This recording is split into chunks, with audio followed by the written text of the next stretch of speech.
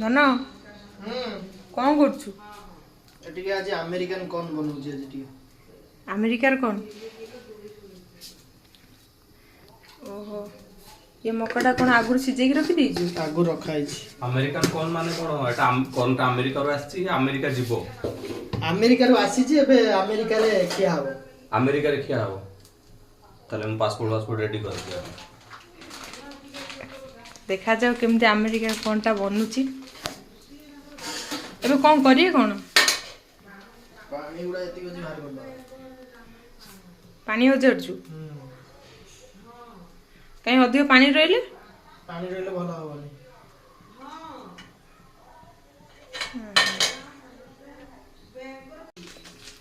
ଏଇଟା କ'ଣ ପକଉଛୁ? ଇଏ କର୍ନଫ୍ଲାୱାର ପାଉଡର ପଡିଲା। ଏହାର କିଛି ମାପ ଅଛି ନା ସେମିତି ପକେଇବୁ? ମାପ ଅଛି ନା। ମାନେ କେତିକି ତଥାପି? ତଥାପି ମୁଁ କ'ଣ କହିପାରିବି ଆଜି। ଲୁଣ ଫୁଣ ପଡ଼ିବନି କିଛି? ପଡ଼ିବ।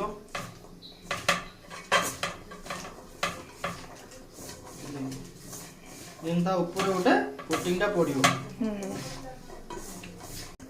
ଏବେ ପଡ଼ିବ। ହଁ, ତେଲ ଗରମ ହେଇଗଲାଣି? ତେଲ ବୋଧେ ଗରମ ହେଇଗଲାଣି ବୋଧେ। ପକେଇଦେବା ଗୋଟେ। ଆଉ ଟିକେ ହବ ଗରମ।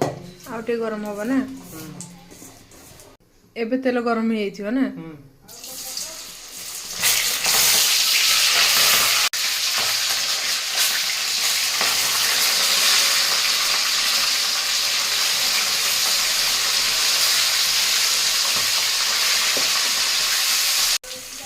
ତୁ ବାହାର କଲୁ ନା କ'ଣ?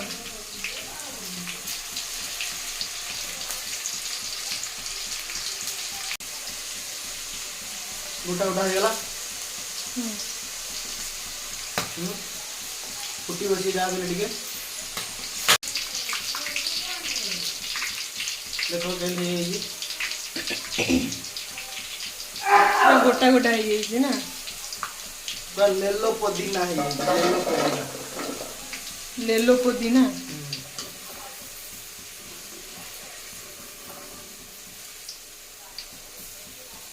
ଆଉ ଜଲ୍ଦି ବାହାର କରିବାକୁ ପଡ଼ିବ, ନହେଲେ ଫାଟିବ ସିଏ। ଓହୋ,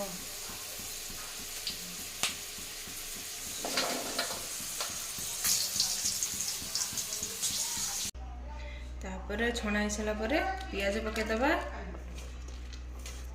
ତାପରେ ଧଣିଆ ପତ୍ର ଟିକେ, କଞ୍ଚା ଲଙ୍କା, ଆଉ ହେଉଛି ଆମ୍ବ କଷି ଅଦା। ତାପରେ ଟିକେ ଲେମ୍ବୁ ଚୁପୁଡ଼ି ଦେବା।